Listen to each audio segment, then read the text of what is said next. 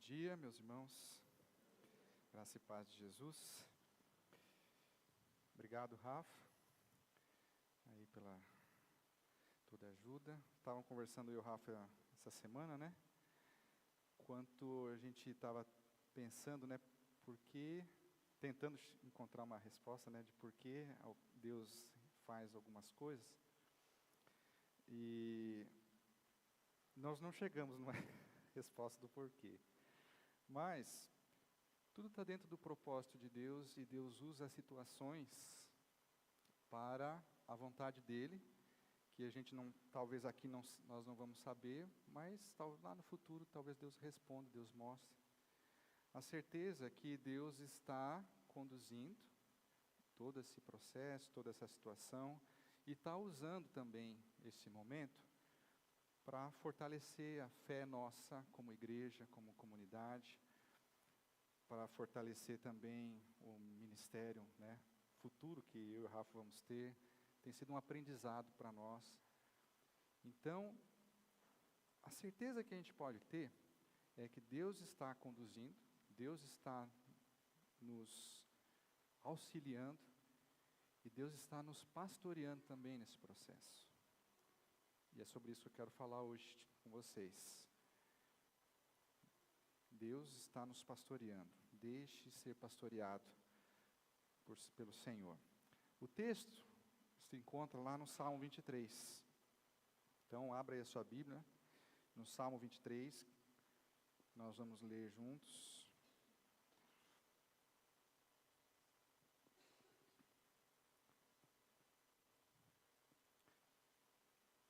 E se você participou da EBD quando você era mais novo, esse salmo você aprendeu a decorar, certo? Só que numa outra versão. Então eu pedi para colocar a versão que eu lembro, que eu decorei. E aí junto nós vamos falar, e depois eu quero ler com vocês o texto do Salmo 23 na versão, nova versão transformadora. Vamos nos colocar de pé? Então, o primeiro salmo, a primeira versão é essa aqui, com certeza você vai se lembrar. Vamos ler todos juntos? O Senhor é o meu pastor e nada me faltará. Deitar-me faz em verdes pastos, guia-me mansamente às águas tranquilas. Refrigera a minha alma, guia-me pelas veredas da justiça, por amor do seu nome.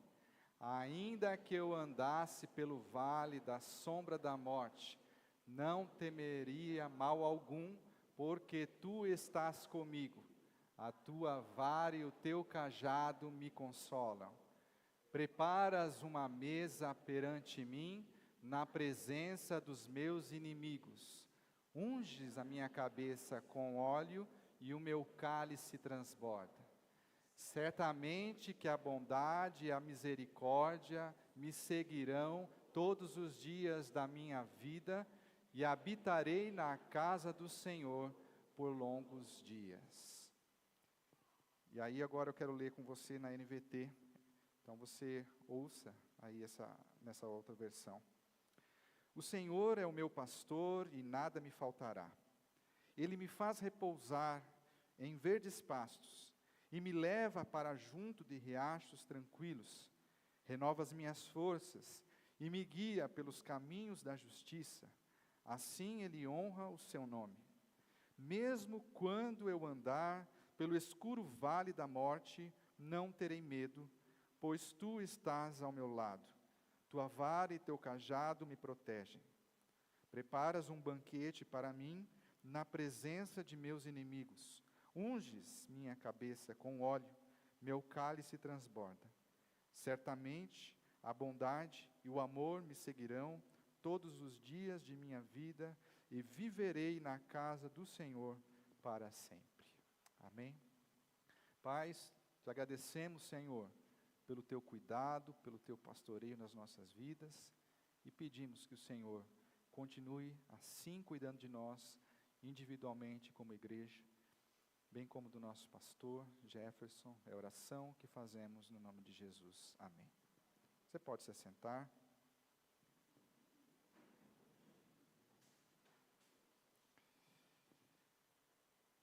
Se você assistiu os filmes da Sessão da Tarde, na década de 90, você com certeza vai se lembrar de um filme aí chamado Baby e o Porquinho Atrapalhado.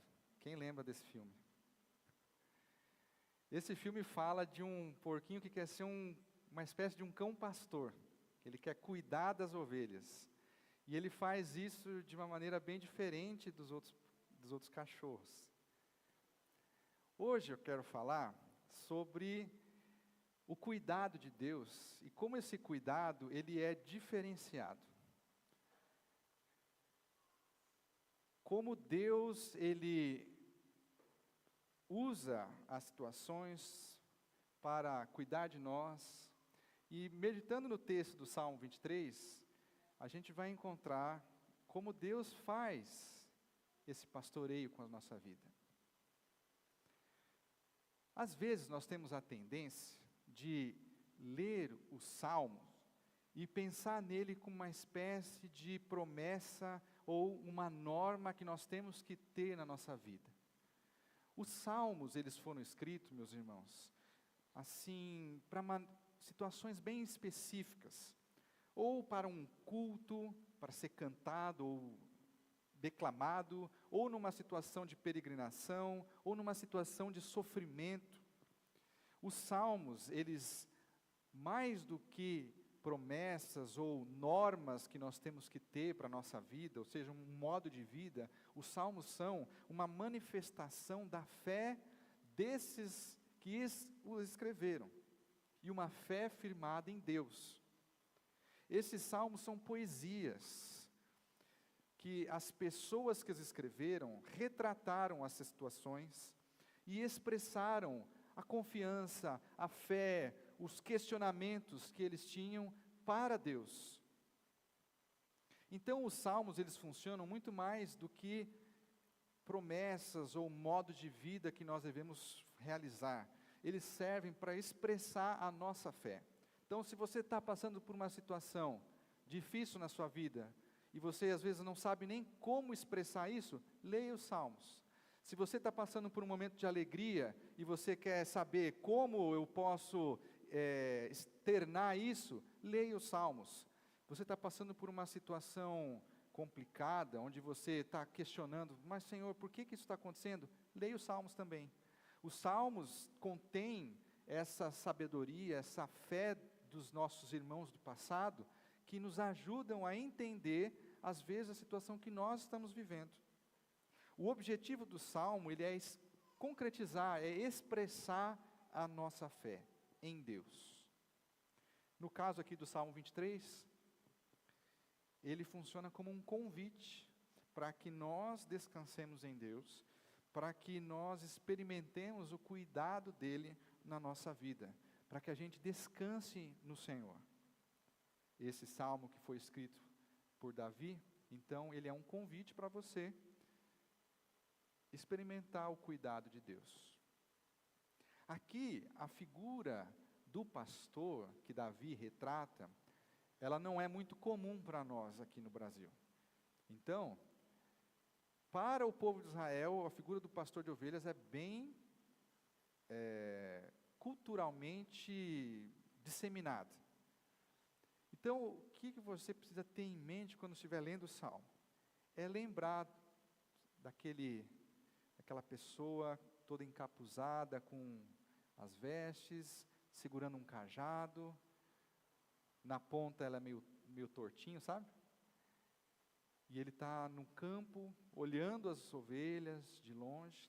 Então, é essa figura que a gente precisa ter em mente quando nós lemos o Salmo 23. E Davi começa afirmando o seguinte: o Senhor é o meu pastor e nada me faltará. Como eu disse, a figura do pastor não é incomum. Os patriarcas, ou seja, aqueles que fundaram a nação de Israel, Abraão, Isaac, Jacó, todos eles foram pastores de ovelhas. Jacó, inclusive, no final da vida dele, ele fala: olha, agora eu estou finalizando a vida, e Deus foi o meu pastor durante todo esse tempo. Então, Jacó já fazia essa ligação de Deus como pastor. profeta Isaías também fala sobre o pastoreio de Deus, Deus como pastor. O pastor de ovelhas, ou cabras, ele era importante na cultura ali de Israel, porque ele era importante. Importante porque essa era uma região muito propícia para a criação de ovelhas e de cabras. Sem contar esse ponto de que os patriarcas, os fundadores da nação de Israel também serem pastores de ovelhas. Então, ali é uma união do útil ao agradável. Uma região propícia para a criação de ovelhas, de cabras, e o início da nação de Israel passa por pessoas que eram criadores de ovelhas.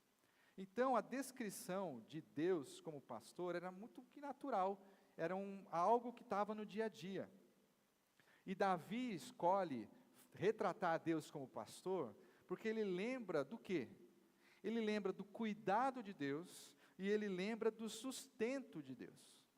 Quando Davi fala que Deus é o meu pastor, ele está lembrando, veja, Deus cuidou de mim, Deus me sustentou. E a história de Davi é uma história de cuidado e sustento constante de Deus. Davi passa por situações difíceis durante a vida dele. Então, lembrar que Deus cuida e Deus sustenta, Ele é o pastor, é mais do que natural. E para nós deve ser assim. Nós devemos lembrar dos momentos de cuidado de Deus, dos momentos em que Ele nos sustentou. Cuidado, meus irmãos, envolve proteção, direção, que é a condução. O pastor, a figura do pastor, é aquele que conduz o rebanho. Aqui acabou a pastagem, precisa levar para um outro lugar. Então é ele que vai conduzir, ele que vai mostrar o caminho onde vai se encontrar a nova pastagem. Então essa direção é própria do pastor. Deus está dirigindo a nossa vida, a sua vida, a nossa igreja. E nessa direção, para o fim que é próprio de Deus, ou seja, Deus que tem o lugar onde Ele quer nos levar, Deus é que tem o caminho, Deus é que tem a direção. Durante esse trajeto, Deus vai cuidando de nós também, Deus vai nos protegendo do mal, nos protegendo das circunstâncias, nos protegendo de nós mesmos. O cuidado de Deus envolve, então, a direção para o caminho, no caminho, a direção para o fim que Ele tem para nós, tanto individualmente como comunidade, mas durante esse direcionamento, durante essa condução, Deus vai nos protegendo do mal, da maldade das pessoas, das circunstâncias, das dificuldades, de nós mesmos. E essa direção também, às vezes, envolve permitir que nós passemos por dificuldades. Porque o objetivo é de Deus. O lugar onde Ele quer nos levar, é Ele que sabe. Então, Ele sabe o que nós precisamos passar para amadurecer, para crescer. Mas nós temos que confiar que Ele está cuidando, Ele está conduzindo, Ele está dirigindo. Deus também está nos sustentando, porque essa era a função do pastor. Davi fala, nada me faltará, ou seja, ele tinha confiança de que não havia falta para ele. Deus, Ele tem um cuidado com a gente individualizado. Não é um cuidado no atacado. Ele cuida e Ele sustenta de cada um de nós individualmente. Ele sabe o nome das suas ovelhas. O cuidado, o sustento de Deus, Ele é com você. Ele é com a nossa igreja, com a comunidade, mas Ele é com você também, individualmente. Deus sabe o que cada um de nós precisamos. De forma individual. Isso você pode descansar, de que Deus está nos conduzindo e pastoreando, e Ele sabe o que você precisa individualmente. Davi continua e fala: Ele me faz repousar em pastos verdes, e me leva para junto de riachos tranquilos. Então, aqui eu quero destacar duas coisas: repousar em pastos verdes e levar a riachos tranquilos. O pastor sabe que as suas ovelhas ou as cabras, elas precisam de água e de comida para viver. O pastor é aquele que provê essas coisas. Tudo o que as ovelhas precisam, o pastor concede, o pastor dá. A provisão de Deus para nós, ela é completa. Não nos falta nada.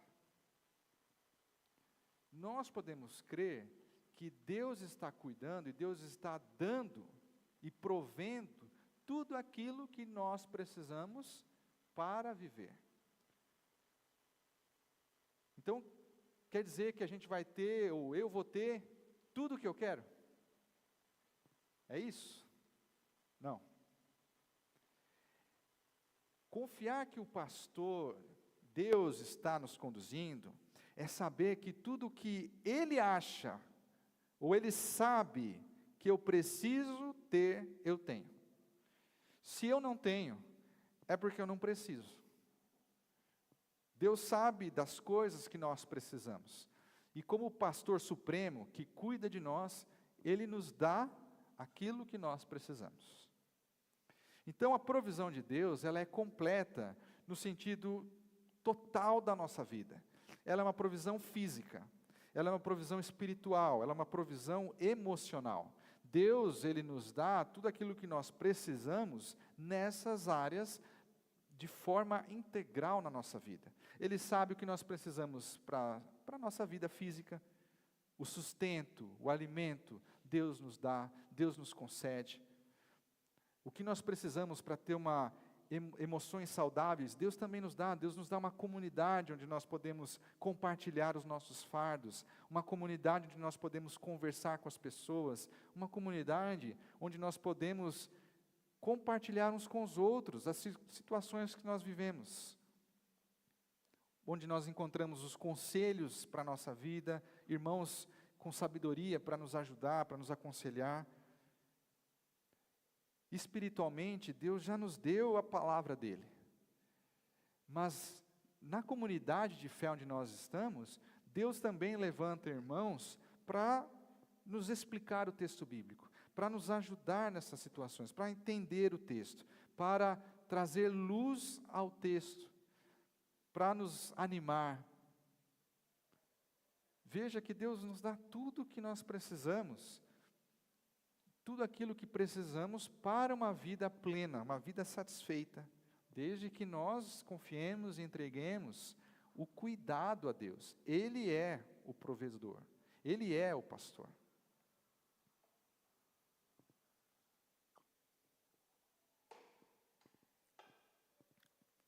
Davi fala, no versículo 3, renova as minhas forças e me guia pelos caminhos da justiça, assim Ele honra o seu nome. Na outra versão ela fala, por amor do seu nome. Sabe, meus irmãos, não existe nada que Deus ame mais, que Deus mais ache importante do que a sua glória, a honra devida ao seu nome.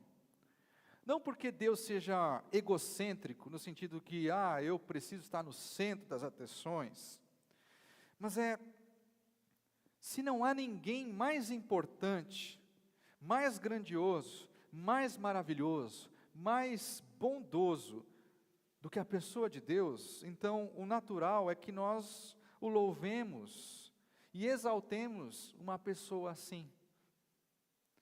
Alguém perfeito em todos os seus caminhos, alguém que busca o bem de todos nós. Por exemplo, quando alguém age de uma maneira heróica, a gente sempre louva essa pessoa. um bombeiro que salvou uma criança, alguém que fez um ato heróico, uma professora que ajudou uma criança, alguém que ajudou um idoso, que salvou a vida de uma pessoa. Essas ações heróicas nós louvamos e exaltamos como sociedade. Agora, imagine alguém perfeito, que tudo que faz busca a bondade, busca o bem do outro e do próximo. A glória de Deus, então, é algo que Ele mais preza. E Deus renova as nossas forças, Deus nos guia pelos caminhos da justiça, porque o salmista diz, isso traz honra e glória ao seu nome. Renovar as forças aqui, ou refrigerar a alma, como diz em outras versões, a gente pode lembrar do cuidado de Deus na nossa vida espiritual. Quando nós estamos desanimados, Deus traz o ânimo. Quando nós estamos, meio soltos, Deus vem e nos confronta. Quando nós lemos um texto e não entendemos, ou uma situação que vivemos e não entendemos, Deus traz o entendimento espiritual. Deus renova as nossas forças quando nós mais precisamos. Quando a gente está nas últimas. E geralmente a gente só fica nas últimas porque a gente não permitiu que Deus cuidasse de nós. Mas mesmo assim, quando a gente está lá nas últimas, a gente fala, Senhor, eu não consigo. Deus renova as nossas forças. Deus cuida de nós. O salmista ainda diz, guia-me nos caminhos da justiça, ou nas veredas da justiça. E aí eu pergunto para você, quais são os caminhos da justiça? Quais são as veredas que nós passamos que expressam a justiça?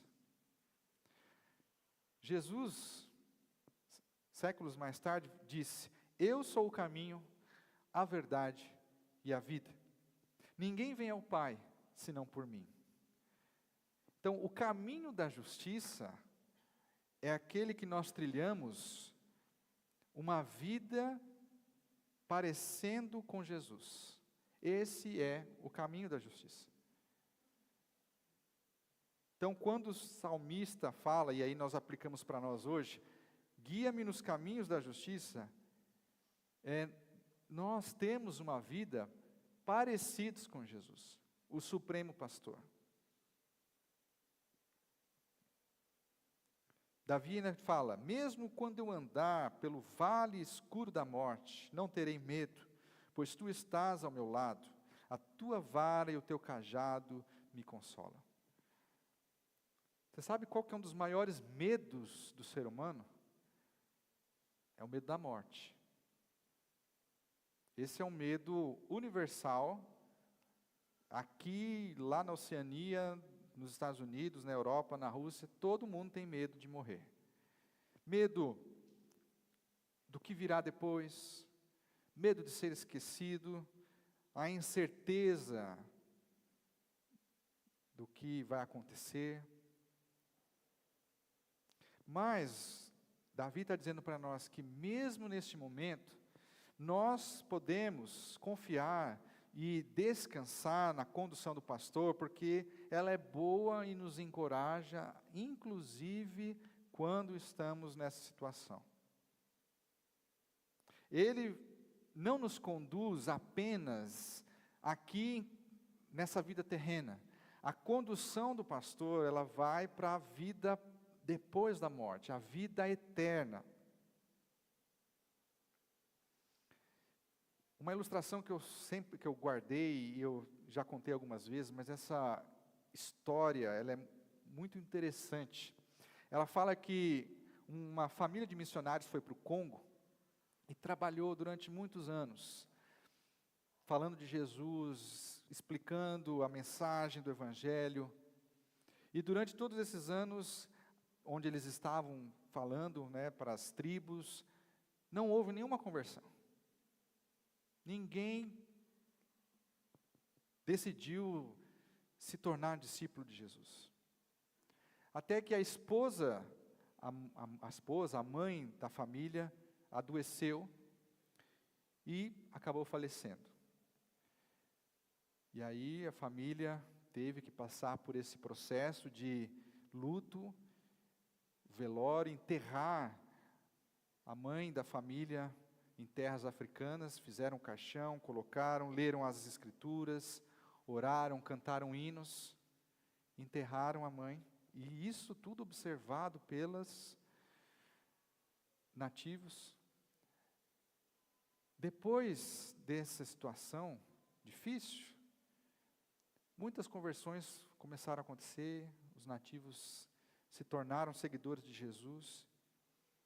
E aí o pai da família perguntou, mas por que vocês estão, o que está acontecendo? Ele falou, não, quando nós observamos vocês enterrando a mãe de vocês, a sua esposa, nós sabíamos que a religião de vocês era boa para viver, mas não sabíamos que ela também era boa para morrer. Até na morte, Deus nos conduz e Deus nos protege. O bom pastor está conduzindo e certamente nos levará desta vida de tristezas e sofrimentos para uma vida de completude, de plenitude. Vida eterna significa isso, vida completa, vida plena. O salmista ainda fala no versículo 5, preparas um banquete para mim na presença dos meus inimigos, unges a minha cabeça com óleo e o meu cálice transborda. Aqui a gente vê que o Supremo Pastor, ele também é um anfitrião gracioso. Além de conduzir o seu rebanho, ele nos prepara um banquete.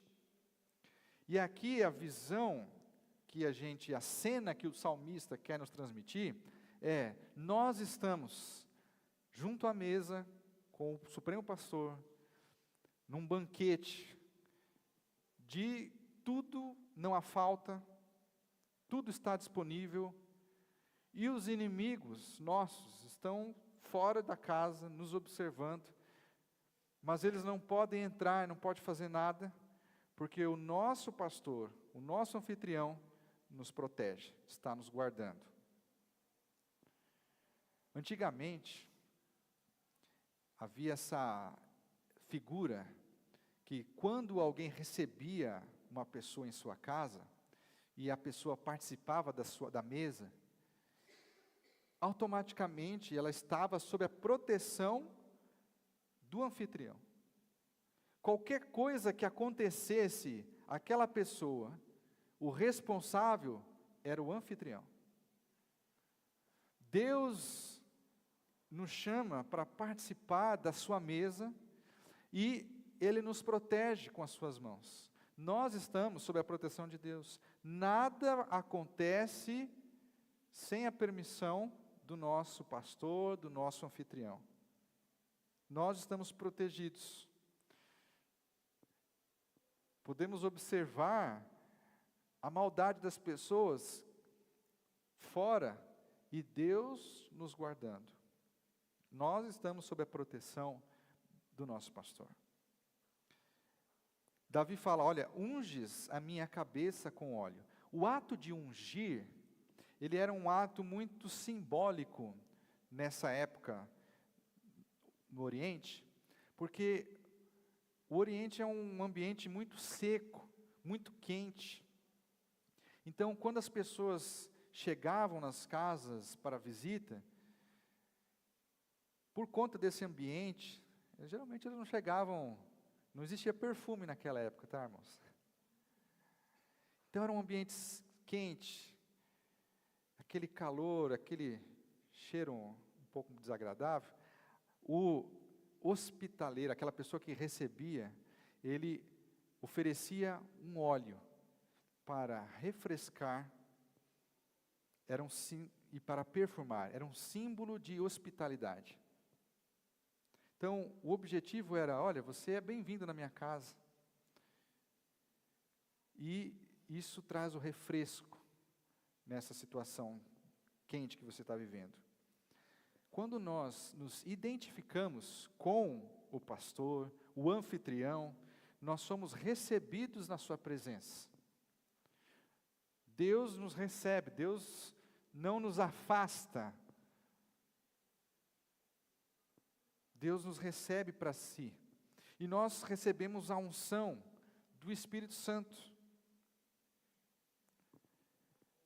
Deus então nos recebe nesse banquete, ou seja, nesse momento, nessa situação, onde há fartura para tudo que precisamos. Fartura para nosso físico, fartura para nossa necessidade espiritual, fartura para nossa necessidade emocional. Não há falta de nada, é um banquete. Banquete você vai e não extrapola, mas tem sobrando sempre.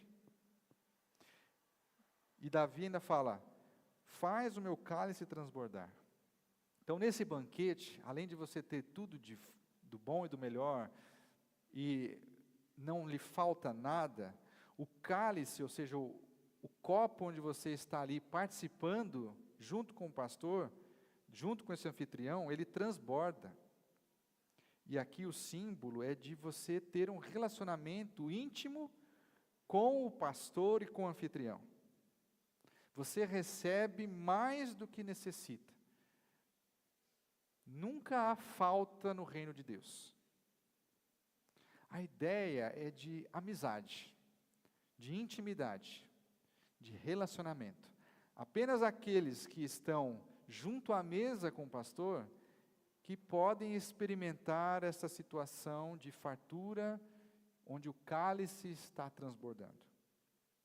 É como se Deus declarasse e falasse assim, olha, essa pessoa que está aqui comigo, ela é minha amiga. Então, a cena que precisa ficar gravada em relação a esse texto, nesse versículo que nós aqui meditamos, a pessoa está segura na presença de Deus. Seus inimigos estão do lado de fora, olhando para dentro, mas quem se importa? Porque nós estamos na presença do anfitrião, na presença de Deus, em meio à abundância, em meio ao banquete, plenamente protegidos daquilo que está fora. Nós podemos confiar que o cuidado de Deus, ele é para sempre. E Davi finaliza dizendo, olha, certamente que a bondade, o amor me seguirão todos os dias da minha vida, e viverei na casa do Senhor para sempre. Geralmente, nos rebanhos de ovelhas e de cabras, existe a figura do cão pastor, vocês já viram? O pastor, ele dá um sinal, vai o cachorro e circular o rebanho para conduzir para esse lado. Ele dá outro sinal, vem um outro cão, para conduzir as ovelhas, para ajudar na condução do rebanho. E aí Davi fala o seguinte, olha, na condução do rebanho, na condução das nossas vidas, a gente pode ficar tranquilo que o que nos ajuda nessa condução são a bondade e o amor de Deus. A bondade e a misericórdia de Deus. Deus é bom, porque Ele trata o ser humano com atos de bondade, com atos bons, sempre vendo e pensando no enriquecimento do próximo, na melhoria das pessoas. Existe uma frase que eu acho muito legal, muito bacana, que ela fala assim, ó, Deus é bom o tempo todo, e o tempo todo Deus é bom. E nós podemos lembrar, você pode lembrar aí de situações onde você experimentou a bondade de Deus? Você pode lembrar de como Deus conduz a sua vida de uma maneira bondosa? E você vai lembrar imediatamente também de que a condução de Deus, ela é pautada também pelo amor, pela misericórdia. E a misericórdia de Deus, ela está em não tratar a nós da maneira como nós merecemos. Porque o ser humano, ele é mau, ele é ruim, ele é corrupto. Mas Deus não nos trata conforme aquilo que merecemos. Deus é gracioso, Deus é amoroso. E Deus nos conduz não da maneira que nós merecemos, porque Ele é misericordioso, Ele é bondoso. A condução, o pastoreio, onde nós somos acompanhados pela bondade e pelo amor de Deus, nos levará em segurança até o final da nossa jornada, até o momento em que nós estaremos na presença do pastor, na presença de Deus. Seremos então conduzidos em amor e em bondade até o céu. E ali, como diz o salmista, nós habitaremos para sempre na presença do Senhor, na presença do pastor. Então, meus irmãos, quero concluir e falar para você. Deixe que Deus o pastoreie, deixe que Deus o conduza, porque Ele é confiável, Ele é sustentador, Ele é provedor, Ele é justo, Ele é amoroso, Ele é encorajador, Ele é um anfitrião gracioso, Ele é bondoso e Ele é misericordioso. Que Deus assim abençoe a sua vida